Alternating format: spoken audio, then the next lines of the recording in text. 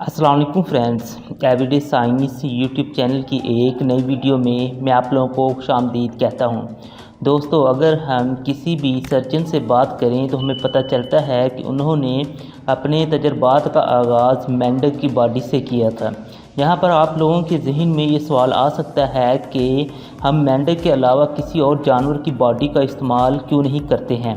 आज की इस वीडियो में आप इस सवाल का जवाब जानेंगे, लेकिन उससे पहले अगर आप हमारे चैनल पर नए आए हैं तो इसे सब्सक्राइब कर लें ताकि आपको ऐसी वीडियोस की अपडेट्स मिलती रहें। मेडिकल के किसी भी स्टूडेंट को एक अच्छा सर्जन बनने के लिए उसे इंसानी जिस्म के स्ट्रक्चर और उसमें मौजूद मुख्तलिफ आर्गन्स के फंक्शंस को अच्छी तरह समझना होता है।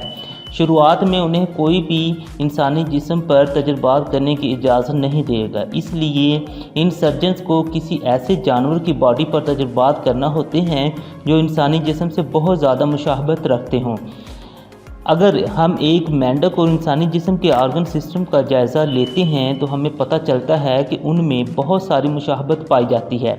मज़ीद ये कि मेंढक के जिस्म में मुख्तलिफ आर्गन्स की प्लेसमेंट भी इंसानी जिस्म में मौजूद आर्गन्स की तरह ही होती है।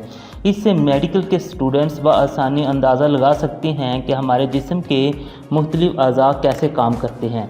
अगर स्टूडेंट्स इस चीज़ को समझने में कामयाब हो जाते हैं कि मेंढक के जिस्म में ये आर्गन्स कैसे काम करते हैं तो वो इंसानी जिस्म में मौजूद आर्गन्स के फंक्शंस का भी बआसानी अंदाज़ा लगा सकते हैं।